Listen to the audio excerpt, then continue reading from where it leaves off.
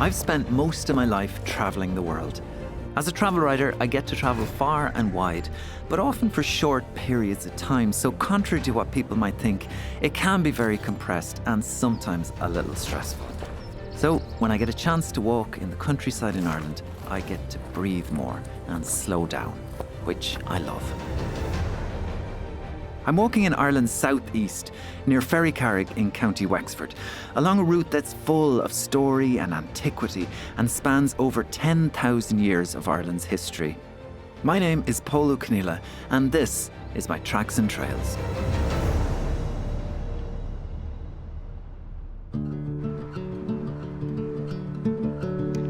I'm here in Wexford, and today I'm going to walk the Three Rocks Trail. I'm really looking forward to this one. It starts out here at Ferrycarrig.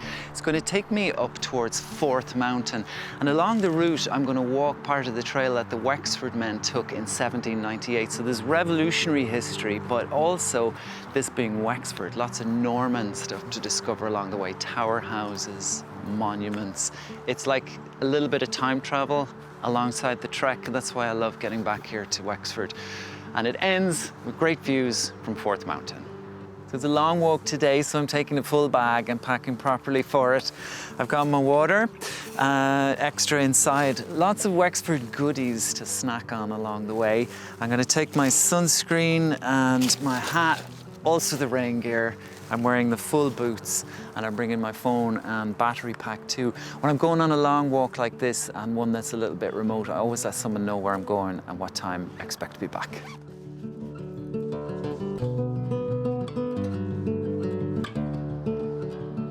Ferrycarrig is an inland walk in Wexford and one that's steeped in history. The route I'm walking on is also a walk through time. I'll be encountering reconstructions of pre-Christian Ireland, walking through real relics of Norman history from the 12th century, and encountering those famous 1798 revolution sites. The route is about 15k, so it's long and it's also hilly. There's lots of road walking too, so fuel and the correct walking gear are essential. At the start of the route, I'm taking a slight detour to the Wexford Heritage Park to get a bit of a crash course on the history I can expect to encounter along my route.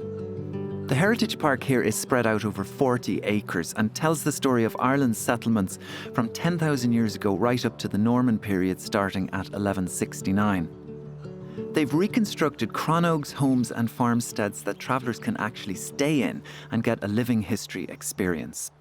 They have live archaeological digs here and are constantly uncovering new history.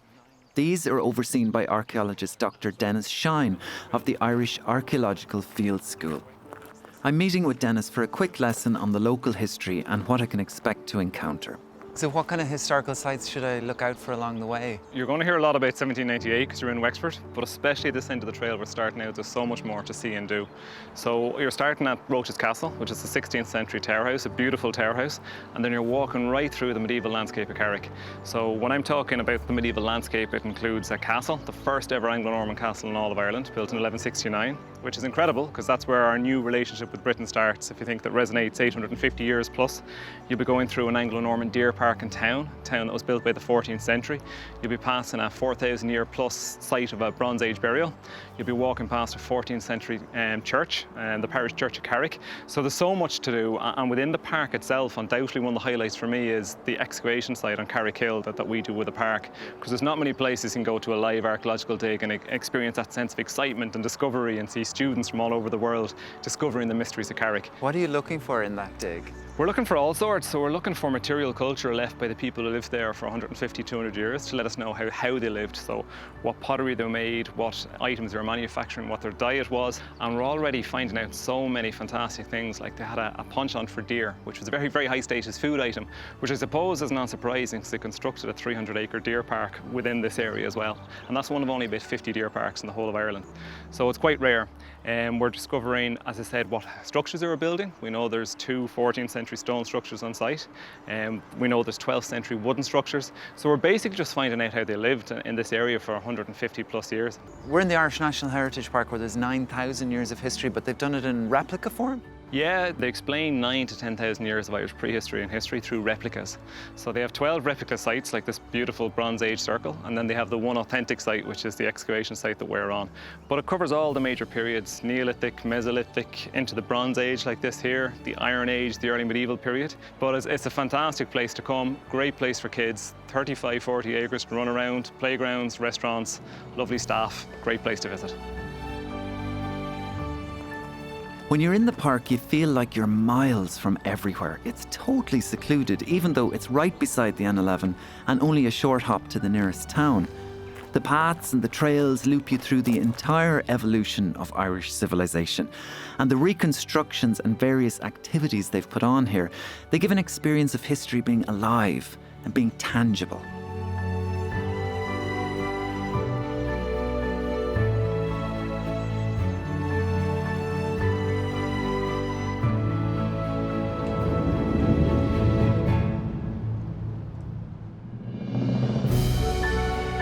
Even though I could spend a whole day here, I have a long day of walking ahead of me, so I'm going to mark this park down as a place to return to another time, and I'm hitting the trail.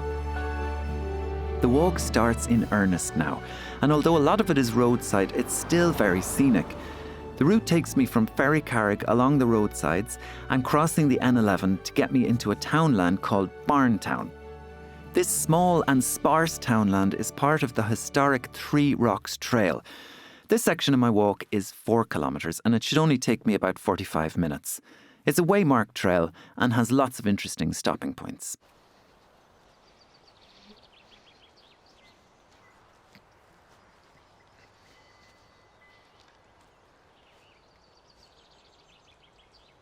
I love this. This is Barntown Castle. It's a tower house built in the 1600s or so.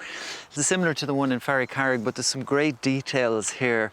Some evidence of a murder hole in the ceiling inside the door, which would have allowed defenders above to attack or stab anyone as they made their way in. Also, garderobe, which you know, or loo, in the northwest corner. A garderobe was somewhere to keep your clothes, and it was believed that the ammonia rising from the urine could kill off any fleas or mites in them. So I'm coming away with a lifestyle tip too.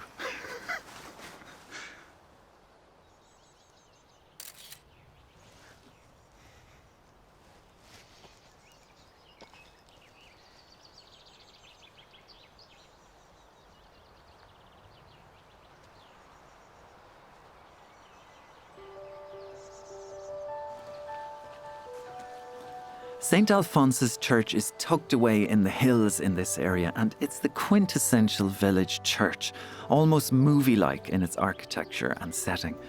The church was built between 1844 and 1848, amid the height of the Great Famine.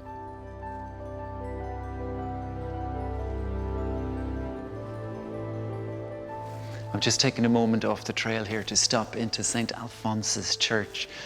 It's the local parish church in Barntown, but has a great story behind it. It was put together by the community during the famine. Really dark time in history, obviously, but visiting at the time was an architect called Pugin. He was responsible for the palaces of Westminster, and he provided not only the designs for the building, but this gorgeous interior. You can see the stenciling up on the arches and on the ceiling. It's been really beautifully restored, so that the colour pops out. It kind of feels surprising even when you step in today, like his fingerprints are still here.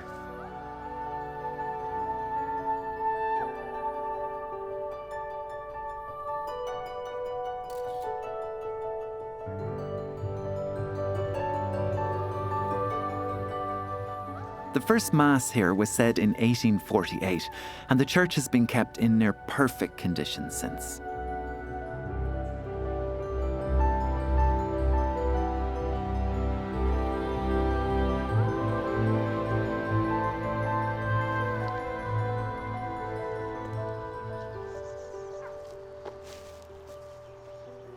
The route has been slowly ascending, and I feel like I'm walking through time, because so far I've seen early Irish and Viking settlements, Norman towers, and now I'm getting to 1798, which was a violent and revolutionary period across all of Wexford. The Three Rocks Trail takes in two important 1798 sites. I'm meeting Michael Brazel, who helped establish these trails, to bring me up to speed. How are you doing? How are you keeping, Paul?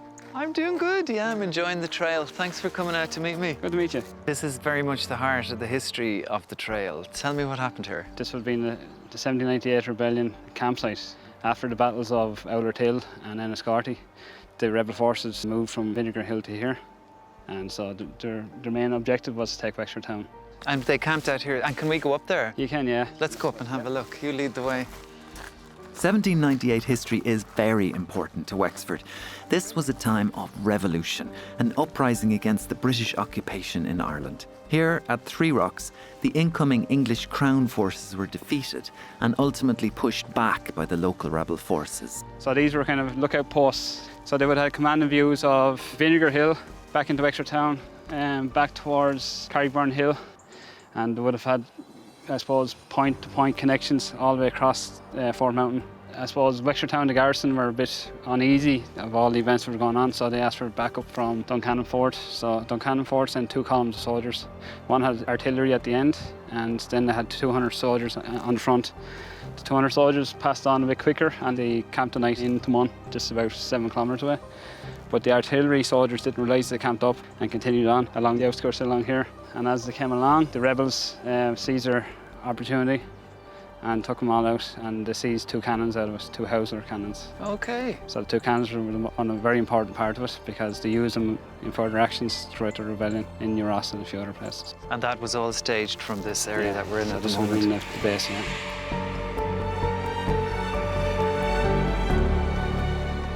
Let's move on up along the road again for a short distance and then turn off into, it's called Carrickburn. Yeah.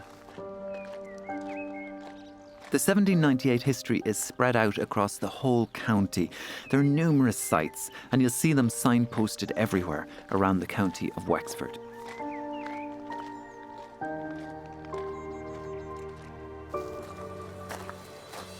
So there's the memorial. That's the memorial, yes, yeah. So here's where the action happened. That's right, yeah. So on the morning of the 30th of May, 1798, there would have been thousands of rebels forces camped up on Three Rocks. So as they approached here, the rebel army surprised ambush attack, and within, say, 10 minutes it was over. It was done within 10 minutes? Very, very quickly. When I think about Crown forces, you think that they would put up a huge fight. They had a bit of luck as well, is that the first column of soldiers stopped off in Tumon. And the artillery column didn't realise they stopped off and thought they were in front of them. Okay, so they didn't stand a chance the way it was planned? No. Done and dusted. Done and dusted, yeah. All right. I'm heading on up this trail, right? That's right, yeah. Follow the blue signs and you hit the lake. Perfect. Okay, thanks so Best much, of luck. Michael. Right, thanks. Take care. Take See care. ya. Bye.